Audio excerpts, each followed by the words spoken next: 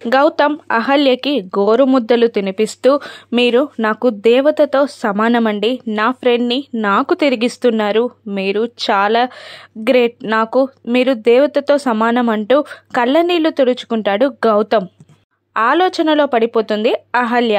ఆ తర్వాత గౌతమ్ ఒక చిన్న బాటిల్లోని ట్యాబ్లెట్ని అహల్యకి అందించగా ట్యాబ్లెట్ వేసుకొని వాటర్ తాగుతుంది అహల్య. దూరం నుండి చూసిన అతిథి, గౌతమ్ ఏం ట్యాబ్లెట్స్ ఇస్తున్నాడు దానికి ఏం మాయ రోగం వచ్చింది, ఆ ట్యాబ్లెట్ ఏంటో తెలుసుకోవాలి ఫస్ట్ అని అనుకుంటూ అతిథి అక్కడి నుండి వెళ్ళిపోతుంది. ఇక పాలగ్రాఫ్స్తో సుభద్ర శ్రావ్య అని అంటూ శ్రావ్య రూమ్లోకి వస్తుంది. కానీ అక్కడ శ్రావ్య ఎక్కడా కనిపించదు. దాంతో హాల్లోకి వచ్చి శ్రావ్య అని గట్టిగా పిలవడంతో ఫ్యామిలీ మెంబర్స్ అందరూ హాల్లోకి చేరుతారు.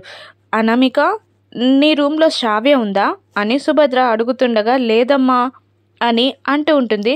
అనామిక, బయటే ఉందేమో చూడు అని భానుమతి అంటూ ఉండగా గౌతమ్ కిందికి వెళ్ళి ఇల్లంతా వెతికి లేదు అని చెప్పేస్తాడు. ఒకసారి కాల్ చేయి అని అతిథి అంటూ ఉండగా కాల్ చేస్తాడు గౌతమ్. కానీ మొబైల్ రూమ్లోనే రింగ్ అవ్వడంతో రూమ్లోనే ఉన్నట్టుందిరా మొబైల్ అని అంటుంటాడు అర్జున్. అక్కడ శ్రావ్య ఎక్కడా కనిపించకపోవడంతో ఎవరికి చెప్పకుండా శ్రావ్య ఎక్కడికి వెళ్ళినట్టు అని అందరూ కంగారు పడుతూ ఉంటారు. మరోవైపు శ్రావ్య నందు ఇంటికి వెళ్తుంది. అప్పుడే నందు స్టెప్స్ ఎక్కుతూ ఉండగా నందు అని పిలుస్తుంది శ్రావ్య.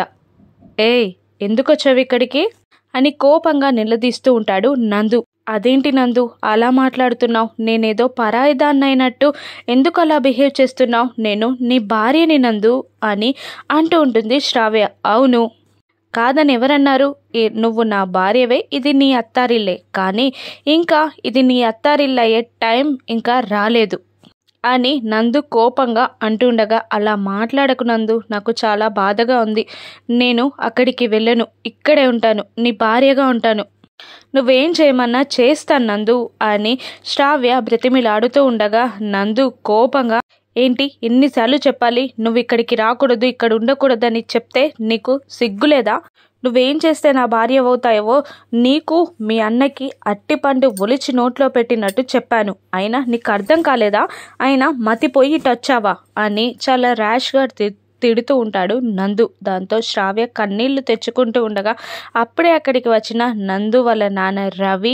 యామిని శ్రావ్యని చూస్తారు. రవి కోపంగా నందుని, ఏం మాట్లాడుతున్నావురా, కట్టుకున్న భార్యని అలాగేనా మాట్లాడేది అని అంటూ ఉండగా ఇక యామిని, వాడు మనసున్నవాడు కాబట్టి ఆ మాత్రం మాట్లాడుతున్నాడు, మెడపట్టి బయటికి గింటేయలేదు అని అరాచకంగా అంటూ ఉంటుంది యామిని. ఆల్రెడీ గింటేశారు కదా, పెళ్ళైన రెండో రోజే మెడపట్టి బయటికి గింటారు కదా మీరు అని అంటూ ఉంటాడు రవి.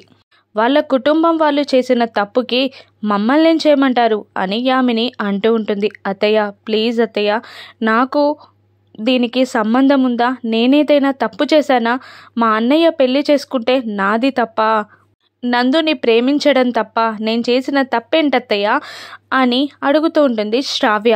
లేదు, నువ్వు చేసిన తప్పేమీ లేదు, నందుని ప్రేమించడం తప్పు కాదు, పెళ్లి చేసుకోవడం అంతకన్నా తప్పు కాదు, కానీ మీ ఇంట్లో వాళ్ళు చేసిన తప్పుకి నువ్వు బలవుతున్నావంతే, నా కూతురు బలైనప్పుడు మీ ఇంట్లో వాళ్ళు ఎవరైనా ఫీల్ అయ్యారా అని యామిని అడుగుతూ ఉంటుంది.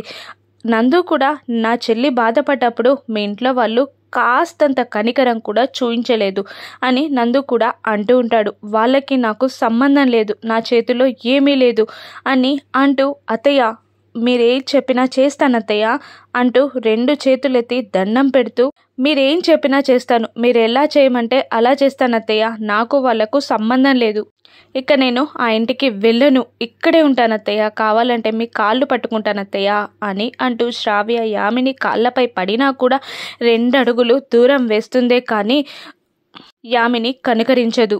శ్రావ్య ఏడుస్తూనే పైకి లేస్తుంది. నిన్ను చూస్తుంటే నా కూతురు కనబడుతుంది, నాకు చాలా బాధగా ఉంది, కానీ మీ ఇంట్లో వాళ్ళే నీ గురించి పట్టించుకున్నప్పుడు మేమేం చేస్తాం అని యామిని అంటూ ఉంటుంది. నందు ఇక్కడ నుండి వెళ్ళిపో, చెప్పాను కదా, అతిథి మెడలో మీ అన్న గౌతమ్ తాళి కడితేనే నువ్వు ఈ ఇంటి కోడలయ్యేది, వెళ్ళిపో అని గట్టిగా కోపడతాడు నందు. దాంతో శ్రావ్య ఏడ్చుకుంటూ నడి రోడ్డుపై వెళ్తూ ఉంటుంది.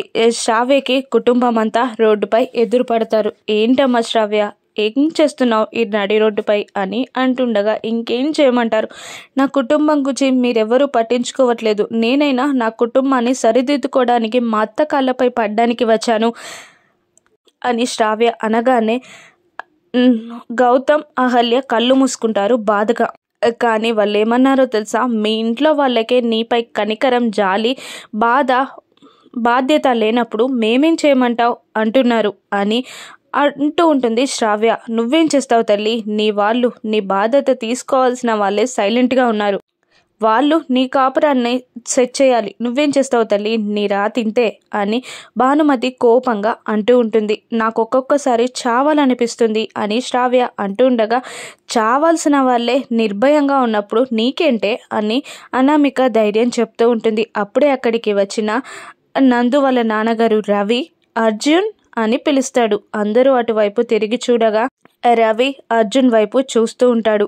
ఏంట్రా అర్జున్, ఈ గొడవలేంటి, ఈ కొట్లాటలేంటి, మన రెండు కుటుంబాలు ఎలా ఉండేవిరా, ఎలా అయిపోయాయి, అసలు మన మధ్య కుటుంబాల మధ్య గొడవలేంట్రా, ఎప్పటికీ సాల్వ్ అవుతాయిరా ఇవి అని రవి బాధగా అర్జున్ని అడుగుతూ ఉంటాడు. అర్జున్ కూడా ఏమీ మాట్లాడకుండా సైలెంట్ అయిపోతాడు. నా కొడుకుని నేను కంట్రోల్ చేయలేకపోతున్నాను రా, ఏదో ఒకటి చేసి సాల్వ్ చేయరా అని రవి అంటుండగా, నేనేం చేయాలరా, నా చేతుల్లో ఏముంది, నా చేతుల్లో ఏమీ లేదురా అని అంటుంటాడు అర్జున్. నా ఇంట్లో నా పరిస్థితి ఏంట్లో, నీ ఇంట్లో నీ పరిస్థితి అదే అని అర్థమైంది. కానీ ఈ ప్రాబ్లంకి నా దగ్గర ఒక సొల్యూషన్ ఉంది అనగానే అందరూ ఆశ్చర్యంగా రవి వైపు చూస్తూ ఉంటారు. అప్పుడు రవి నందుపై కేసు వేయండి అనగానే అందరూ షాక్ అవుతారు.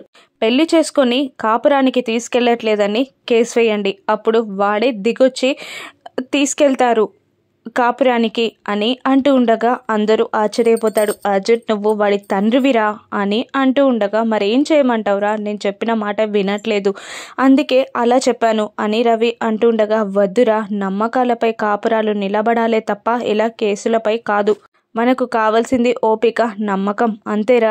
అయినా నీ కూతురికి జరిగిన అన్యాయాన్ని వదిలిపెట్టి నా కూతురి గురించి ఆలోచిస్తున్నావు చూసావా, అది చాలరా నాకు అని గట్టిగా వాటేసుకుంటాడు అర్జున్ రవిని.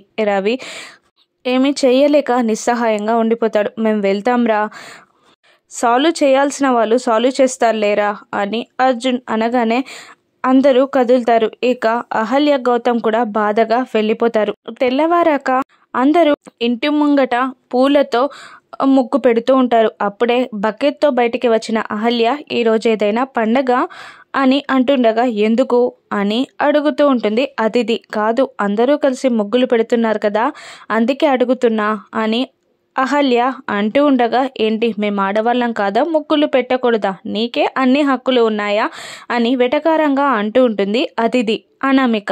అప్పుడు అలా కాదు, ఇవన్నీ చేయాల్సింది నేను కదా అని అంటుంటుంది అహల్య. అప్పుడు భానుమతి, ఇక ఏవి అవసరం లేదు, మీ ఆయన చెప్పాడు కదా నిన్న, ఆ పని మీద ఉండండి, ఇక వంట పని ఇంటి పని నువ్వు చేయాల్సిన అవసరం లేదు అని భానుమతి కోపంగా అంటుండగా, మీరే కదా చేయమంది అంటుంది అహల్య. చెప్పాను కదా అవసరం లేదని కసురుతుంది భానుమతి. అప్పుడు శ్రావ్య ఇలా అంటుంటుంది, నా కాపురం చక్కదిద్దామని నానమ్మ చెప్తుంది అని అంటుండగా గౌతమ్ అక్కడికి వస్తాడు. అసలు ఆ రోజు స్పెషల్ ఏంటో అతిథి అహల్య వేసుకున్న టాబ్లెట్స్ ఏంటో కనిపెడుతుందా, రాను ఎపిసోడ్స్లో చూద్దాం. Thank you for watching.